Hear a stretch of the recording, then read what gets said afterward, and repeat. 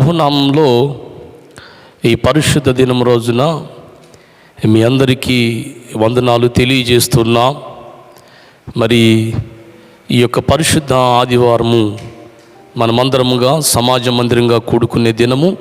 అయితే మన కాకినాడ పట్టణములో ఈ కోవిడ్ కేసులు ఎక్కువ రావటం వల్ల మన కమిటీ వారు అదేవిధంగా అధికారులు వారి యొక్క ఆదేశాల మేరకు మరి గత ఈ 2 వారాలు కేసులు తగ్గుముఖం పట్టేంత వరకు మనం కూడా కూడుకోకుండా మన స్వతంత్రంగా మనం కూడా జాగ్రత్త వహించాలని చక్కటి నిర్ణయం తీసుకున్నారు కమిటీ వారు. అందుని బట్టి దేవునికి ఎంతో వందనాలు చెల్లిస్తూ ఉన్నాను. దయచేసి అందుకారణంగా మన యూత్ వారు కమిటీ వారి యొక్క ఆధ్వర్యంలో వారి సహకారంతో మరలా గత లెంటి డేస్లో మరి లాక్డౌన్ టైంలో ఈ లైవ్ మరి యూట్యూబ్ ఛానల్ ద్వారా దేవుని వాక్యాన్ని మీతో పంచుకోవడం జరిగింది. అదేవిధంగా ఈ పరిశుద్ధ దినం రోజు కూడా అలాగే దేవుని వాక్యం మరి లైవ్ ప్రోగ్రాం ద్వారా మీ మధ్యకు మరి తీసుకురావాలని సేవకులుగా మేము తలంచుతున్నాం. దయచేసి అందరూ ప్రార్థించండి. మీ కుటుంబాల దగ్గరుండి మరి జాగ్రత్తగా మరి వాక్యాన్ని వీక్షించవలసిందిగా తెలియజేస్తున్నాను. అంత మాత్రమే కాదు, దయచేసి సేవకునిగా మీకు కొన్ని నియమాలు చెప్పాలనుకుంటున్నాను. అదేంటంటే మాస్కు అనేది ధరించడం చాలా మంచిది. బయటికి వెళ్ళినప్పుడు, వస్తున్నప్పుడు, ఎవరితో మనం మాట్లాడుతున్నప్పుడు మన జాగ్రత్తలో మనం ఉండటం చాలా మంచిది. ఎందుకంటే దేవుని కాపుదల మనకి ఎప్పుడు ఉంటుంది. అలా అని చెప్పి మనం నిర్లక్ష్యంగా ఉండకూడదని సేవకునిగా తెలియచేస్తూ మీ అందరి కొరకు ప్రతి దినము ఉదయకాల సమయంలో, సాయంకాల సమయంలో ప్రార్థన చేస్తూ ఉన్నాం. దయచేసి ఈ పరిశుద్ధ దినం రోజు కూడా మరి దేవుని వాక్యాన్ని మీరు వినాలని, వీక్షించాలని ప్రభు సేవకునిగా తెలియచేస్తున్నాను. రోమా పత్రిక ఈ దినము మనం పరిశుద్ధ దినము దేవుడు మన కొరకు సిద్ధపరచబడిన దేవుని వాక్య భాగము రోమా పత్రిక 8వ అధ్యాయము 28వ వచనం ఒకసారి చదువుకుందాం. రోమా పత్రిక 8వ అధ్యాయము 28వ వచనం. దేవుణ్ణి ప్రేమించు వారికి అనగా ఆయన సంకల్పం చొప్పున పిలువబడు వారికి మేలు కలుగుటకై సమస్తము సమకూడి జరుగుచున్నవని ఎరుగుదుము అని రాయబడ్డాది. పౌలు గారు రోమీలకు చక్కగా దేవుని వాక్యాన్ని అందిస్తూ వాళ్ళని బలపరచబడటానికి, వాళ్ళందరూ కూడా క్రీస్తులో నిలబడటానికి పౌలు గారు ఒక చక్కటి పత్రికను వారి కొరకు మరి రాసి పంపించినట్లుగా మనం చూస్తూ ఉన్నాం.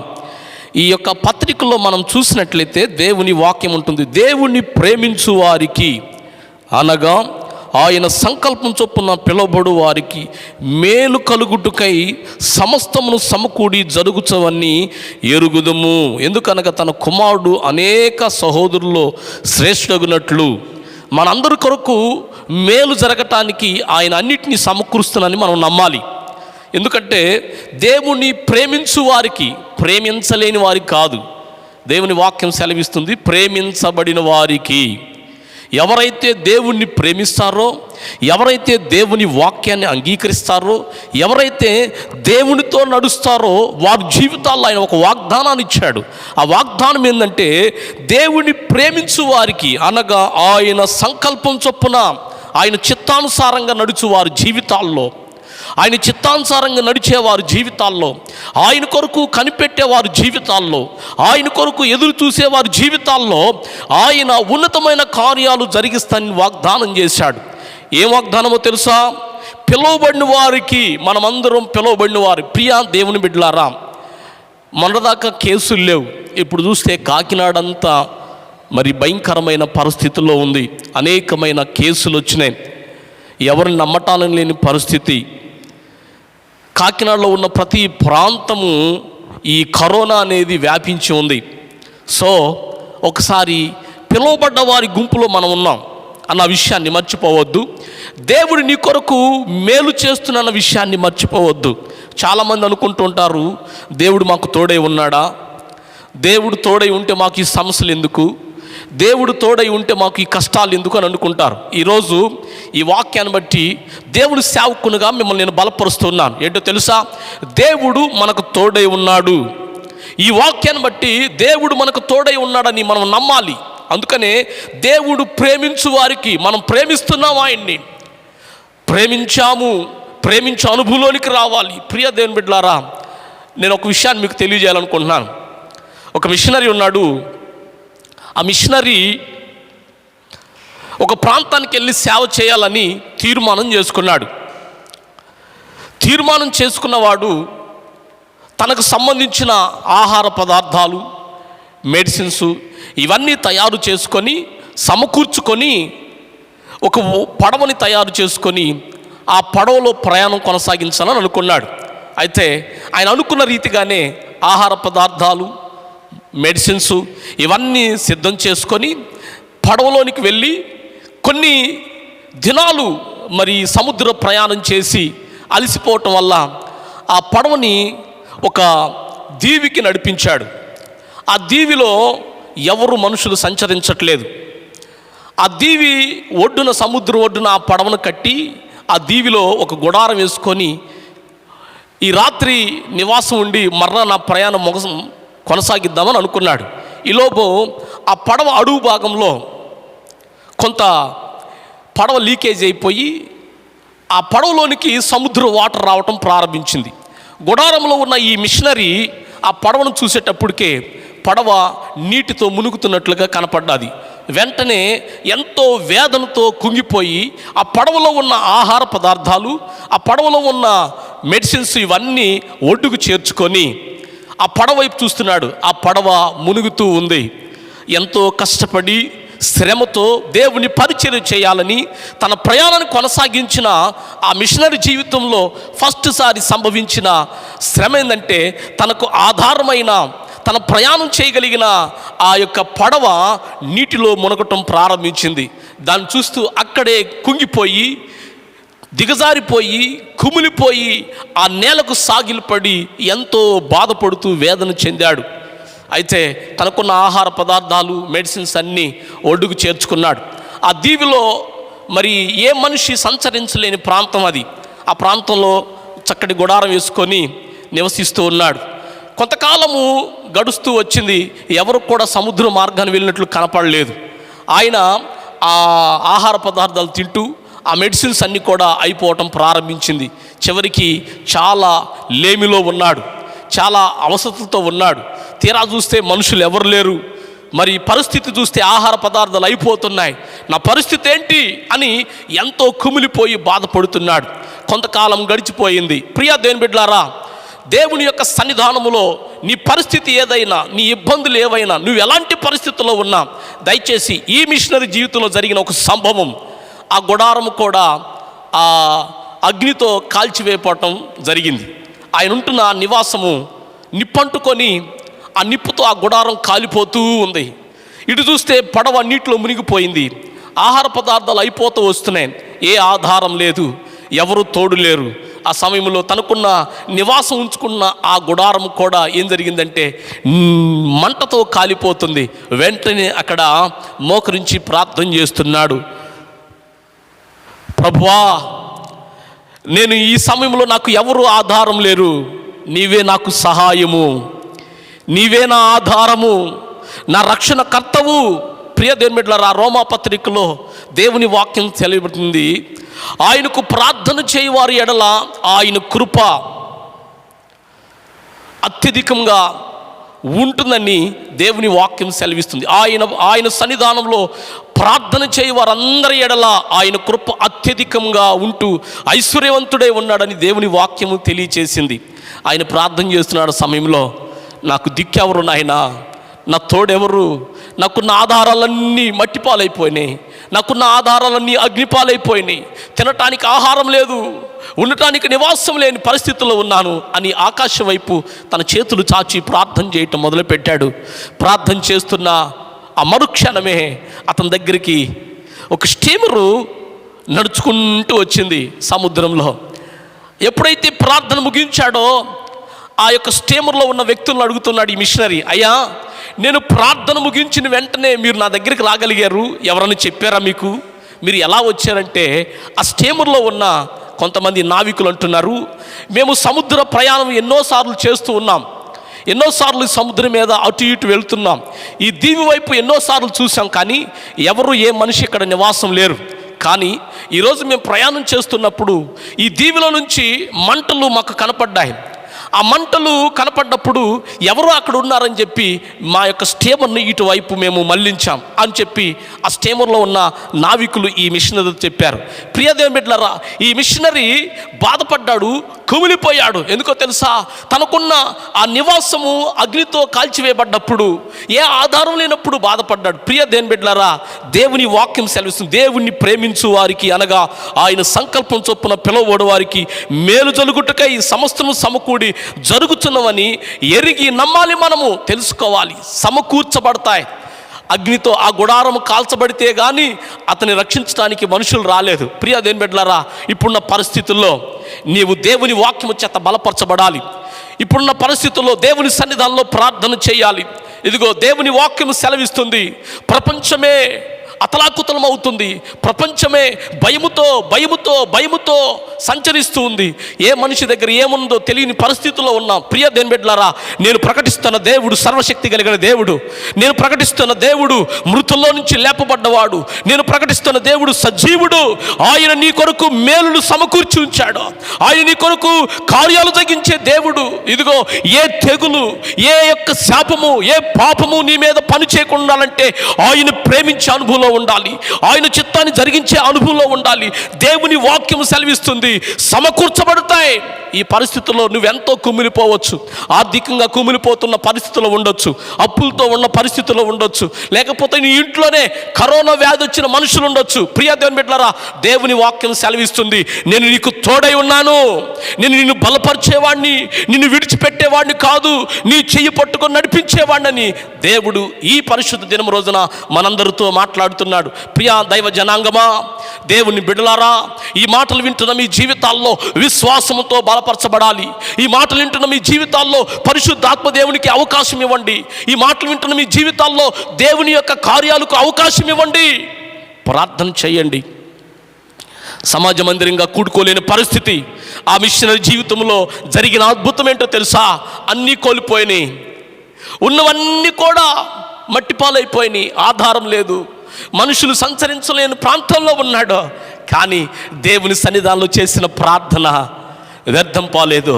దేవుడి సన్నిధానంలో చేసిన మొర ఆయన ఆలకించాడు. తగిన సమయమందు మనుషులను పంపించి ఆ యొక్క మనుషులు సంచరించలేని ఆ ప్రాంతంలో ఉన్న ఆ మిషనరీని రక్షించాడు. ప్రియ దేవుని బిడ్డలారా, ఈ కరోనా సమస్యతో కాకినాడంతా కూడా భయముతో ఉంది. పిరికితనాన్ని విడిచిపెడదాం, విశ్వాసంతో బ్రతుకుదాం. అవిశ్వాసం అనే లక్షణాలు, అవిశ్వాసం అనే తలంపులు, అవిశ్వాసం అనే ఆ యొక్క జీవిత విధానాలు మన జీవితంలో పని చేయకూడదు. అవిశ్వాసం అనేది అపవాదికి సూచన, అవిశ్వాసం అనేది అపవాది యొక్క క్రియలో. అపవాదిని జయించగలగాలంటే, అపవాదిని ఎదిరించాలంటే, అపవాదిని ముఖాముఖిగా మనం యుద్ధంలో గెలవాలంటే యేసు రక్తము చేత కడగబడిన జనాంగంలో నీవు ఉండాలి, ఆయన యందు విశ్వాసంతో నింపబడిన గుంపులో ఉండాలి. ఆయన వాక్యము నువ్వు ధరింప చేసుకోవాలి, ఆయన వాక్యముతో నీవు నింపబడాలి. ప్రేమ ప్రతి పాపమును కప్పుననుంది. ఆయన ప్రేమామయుడు, జాలి కలిగిన దేవుడు, కరుణా సంపన్నుడు. ప్రియ దేవుని బిడ్డలారా, ఈ వాక్యం వింటున్న నీ జీవితంలో నలిగిపోయి ఉన్నావేమో, ఆధారం లేకుండా ఉన్నావేమో. ఇదిగో మా యొక్క ఆర్పిసి సంఘా నుంచి ఈ పరిశుద్ధ దినం రోజున దేవుని వాక్యము నీతో మాట్లాడుతుంది. పరిశుద్ధాత్మ దేవుడు నీతో మాట్లాడుతున్నాడు. ఇదిగో నీ ఉన్న స్థితిలోనే ప్రార్థన చేయి. ప్రభు ఎదుట పాపను ఒప్పుకోండి. ప్రభు ఎదుట మీ యొక్క ఆయాసకరమైన స్థితులన్నింటిని విడిచిపెట్టండి. ప్రార్థనలో జ్ఞాపకం చేసుకోండి. ఆయన్ని ప్రేమించు వారికి, ఆయన్ని ప్రేమించు వారికి, ఆయన సంకల్పం చొప్పున ఉన్నవారికి సమస్తమును సమకూర్చి జరుగుతాయని మనం నమ్మాలి. ఈ సమయంలో నమ్మే అనుభవంలో ఉండాలి. నువ్వు నమ్ముతున్నావా? ఆ మిషనరీ నమ్మాడు, దేవుని నమ్మాడు, ప్రార్థన చేశాడు, నమ్మబట్టే మోకరించాడు, నమ్మబట్టే చేతులు ఆకాశం వైపు చాచాడు, నమ్మబట్టే తన నోరు తెరిచి ప్రభువా నాకు సహాయం చేయని ప్రార్థన చేశాడు. ప్రియ దేవుని బిడ్డలారా, ఈ పరిశుద్ధ దినం రోజున ప్రభు నీతో మాట్లాడుతున్నాడు. సహాయం చేయగలిగిన వాడు ఆయనే, మనుషుడెవడు నమ్మదగిన వాడు కాదు. నేను ప్రకటిస్తున్న నా తండ్రి నమ్మదగిన వాడు, ఆయనే పరిశుద్ధుడు, ఆయనే జీవం కలిగిన దేవుడు, ఆయనే మరలా మన కొరకై రానయ్యున్నాడు. ఆ దేవుని ఎదుట మనమున్నాము. ఆయన ఆరోగ్య ప్రదాతవై ఈ శరీర అవయవాలన్నింటినీ కలుగు చేసిన కర్తగా ఉన్న దేవుని ఎదుట మన విశ్వాసంలో నడవాలని, మనకు తోడై ఉన్నాడని, మనల్ని విడిచిపెట్టడని నీవు నమ్మినట్లయితే ఈ వాక్యం నీ జీవితంలో తప్పకుండా ఫలభరితంలోకి నడిపించింది. ఈ వాక్యం తప్పకుండా నీ జీవితంలో నెరవేర్చబడింది.